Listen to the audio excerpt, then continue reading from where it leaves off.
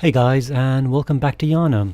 In our last episode, I just went and beat Mikolash, the host of the Nightmare, and in this episode there's a couple of things we're going to do. First of all, we're going to go collect the Blood Rock finally, so that we can upgrade our axe to plus 10, and in the first few minutes of the episode you can watch me get it, so you can see how to do it in the quickest and easiest way possible. The second thing I'm going to do after that is go up to Mergo's loft middle, and then beat the wet nurse, who's the boss of this area. And okay, so while I do that, I want to talk a bit about three of the probably the most important subjects in the game, and probably the most three of the most misunderstood or not understood at all. And that's actually three people, and that's Oedon, Mergo, and the wet nurse herself. Now, Oedon is probably the most important and maybe powerful being in the whole universe of Bloodborne, but we know very, very little about him. He's talked about in many areas, in many item descriptions. I think an entire area is actually named after him, the area where you beat Gascoigne, but he's very, very mysterious, and I think that's intentional. If you actually want to know, if you want the actual, the download, the perfect lore video description about Oedon, check out a video by Redgrave, who has an amazing, probably the best lore video that on Bloodborne that I've seen by anyone. I think it's about 20 minutes or half an hour. It's brilliant. It explains everything you need to know really about Oedon and a large chunk of the world of Bloodborne. It's brilliant. I'll add a link to it to the description in the video as usual, so definitely go check it out. But I'll give you I agree with a lot of what Redgrave says, so I'm just going to repeat some of what he says, but I'll give you some of my own ideas as well. Now, first of all, to understand Oedon, we have to talk about Plato's theory of forms, which is a philosophical idea. So we're going to get quite deep now, guys. Get ready. So in his theory of forms, Plato basically said that all ideas, and by ideas I mean mathematical ideas and physical ideas of what is a chair, or what is politics. All these things have two qualities: essence and form. The form is the ideal perfect version of each of these ideas. So if you can imagine the perfect chair, that will be the form. Whereas the essence is basically the attribute or set of attributes that make an entity or substance what it fundamentally is, without which it loses identity. For example, again with a chair, you need to be able to sit on a chair. If you couldn't sit on a chair, it would lose its essence, it would lose its value, and it wouldn't really be a chair anymore. So all things in Plato's theory must have form and essence. Now, I want to, this is all to do with Oedon, by the way. It may sound strange, but it makes sense. I want to talk about two related subjects now. It's blood, as in blood in the game of Bloodborne, and Quicksilver, i.e. Mercury. Now, if you read the Oedon runes, there's two main sets of Oedon runes, the Oedon Rive rune and the Formless Oedon rune. If you read the description, you'll notice that the Oedon Rive rune allows you to restore Quicksilver bullets through visceral attacks. And if you read the description in detail, it says, human or no, the oozing blood is a medium of the highest grade and the essence of the formless Great One Oedon. Both Oedon and his inadvertent worshippers surreptitiously seek the precious blood. Excuse me. The first sentence is what I'm really interested in. It says that the oozing blood is the essence of Oedon. And remember before when we said that in philosophy the essence is the attribute that makes an object or an idea what it is. So basically that implies, if we apply Plato's theory of forms, that the old blood is the essence of Oedon. That's his essence. Basically, what I think that means that he is the old blood. It's not just saying that it's his blood. I don't think that's what it's saying. I think he is the old blood itself.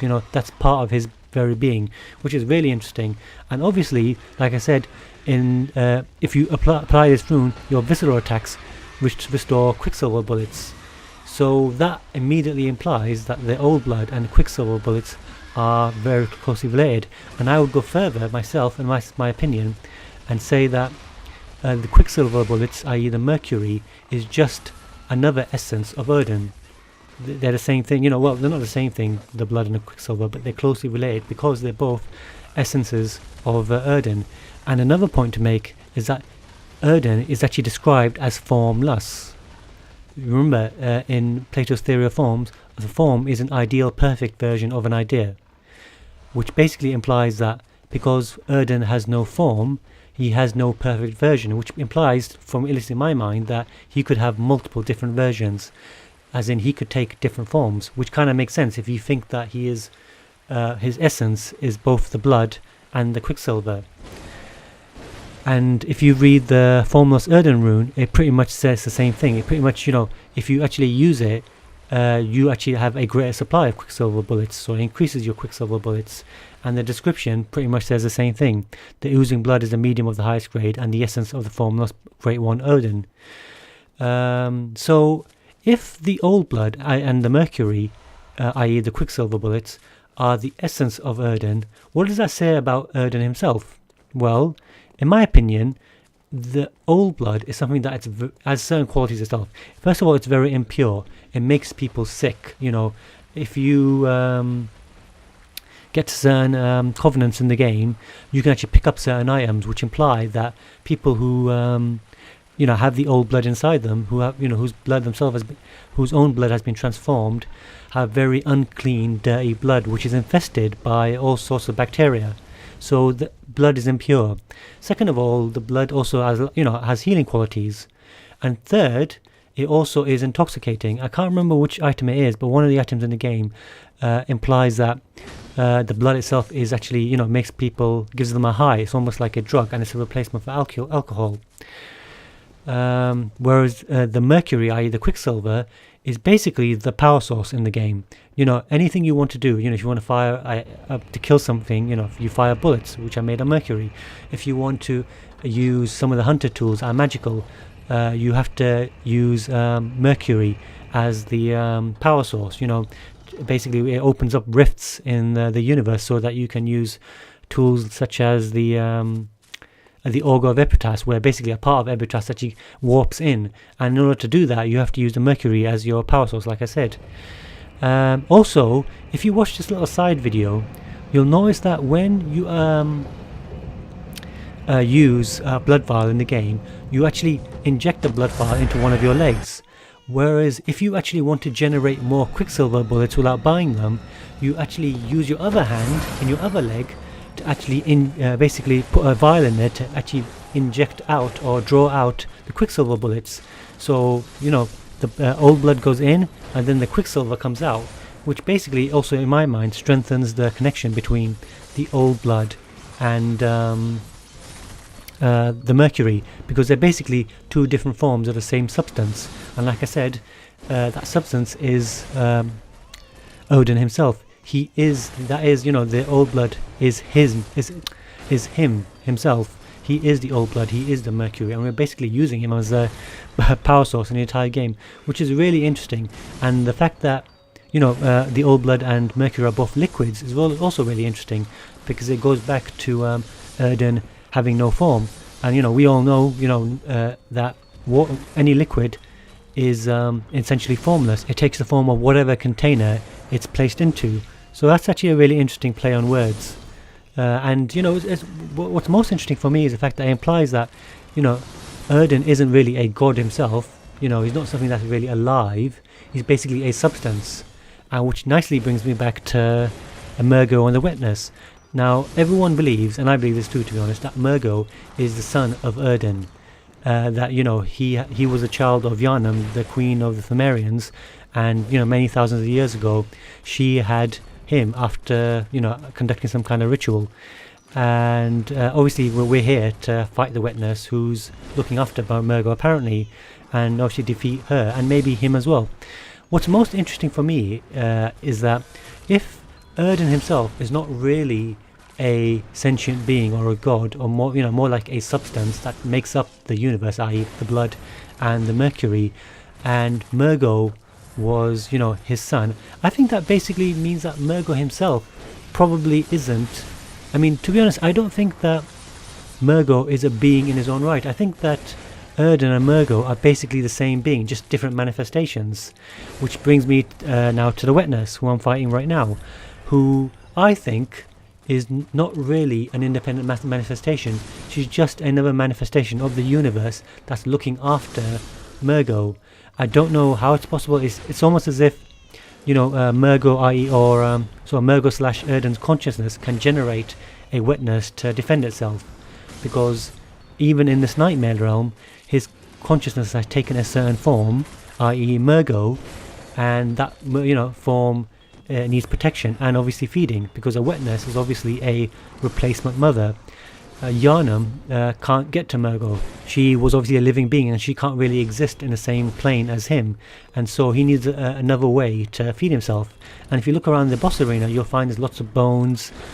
Whose bones they are, I don't know. They could be bones of hunters who've come to kill him, or it could be members of Mensis. You know, we don't see other members of Mensis in the game other than when we you know, fight Mikolash, and there's some, you know, dead bodies lying around as well. I don't know who it is, but it's not really that relevant. The point is that he seems to feed off human bodies, but in a game like this, that's not exactly surprising. I mean, I could talk about this for a long time, but you know, it's all very heavy speculation. It's just my opinion. I'm sure you guys can form your own. In the meantime, you know, the boss itself, the wet nurse, to beat it, here's what you basically have to do. She's not the toughest boss in the game, but she's not easy either. If you want to use bolt paper, do that. It'll help a lot. She's weak to it. I didn't really choose to, but you know, it is actually a bit of help. The basic tactics I use is to keep my axe in the long form, and then keep getting behind her and using the heavy attack. Don't use the heavy spinning attack to try and visceral her. It does a lot of damage, but it actually leaves you open, and she is very hard to stagger, so she can actually keep attacking you. So you gotta be very careful. Keep moving behind her and keep, you know, hitting her as you go along 2 or 3 times, and then move away again to get your stamina back. Also, be very, very careful when she brings down the black fog and turns into multiple forms, because that is a very, very cheesy move, and you know, you can get attacked multiple times from different directions, which can basically just kill you in, you know, in like a couple of seconds. And that's the only part of the boss fight I really had difficulty with. What I do is basically at that point just keep running around the arena, and every time one of her copies gets close to me, I just keep jumping out of the way and just keep dodging, and then basically wait for it to finish. And once it does, just go back to the old tactic of getting behind her and just keep wailing on her until she dies.